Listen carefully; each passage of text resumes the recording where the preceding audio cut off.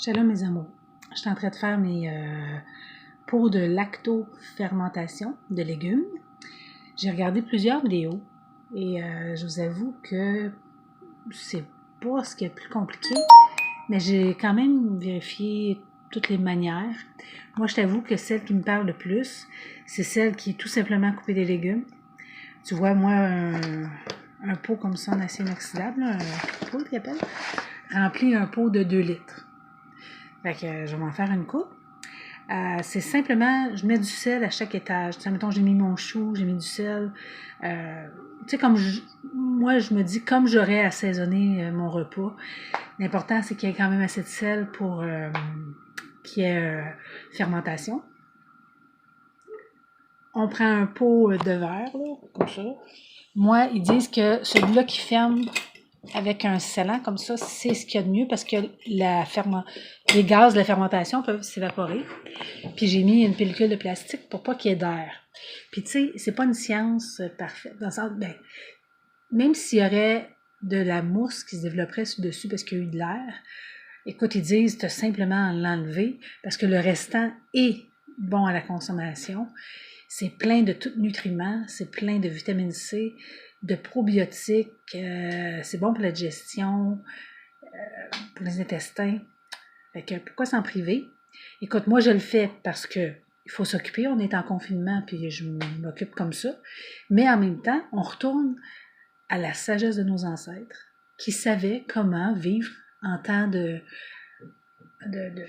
pas de famine, parce que nous autres, en hiver, on avait, ici au Québec, on a 6 mois d'hiver. Fait qu'il fallait trouver des moyens de conserver les légumes.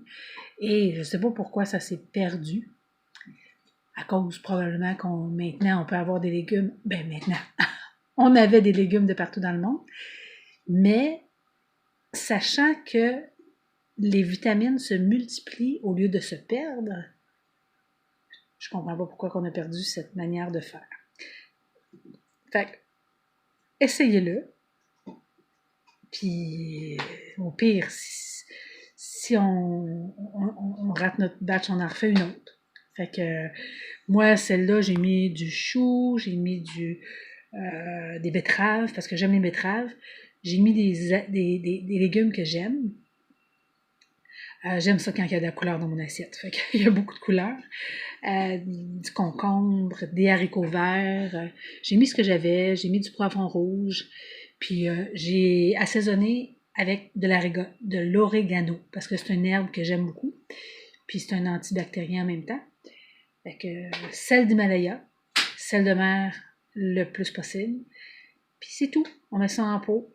Le meilleur, c'est sûr que c'est biologique, mais avec tout ce qui se passe, je crois que pendant les prochains mois, moi, c'est sûr, j'ai reçu mes semences de légumes. Je vais me faire mon jardin, mais le temps que j'aurai mon jardin, je vais au moins pouvoir consommer des légumes. Ça ne veut pas dire qu'on va avoir des pénuries, mais on est prêt, tranquillement. Parce que ça prend seulement une petite quantité sur une salade pour avoir les vitamines dont on a besoin. Fait qu'avec mes germinations que je suis en train de faire, je vous amène tranquillement. La cuisine est au avant.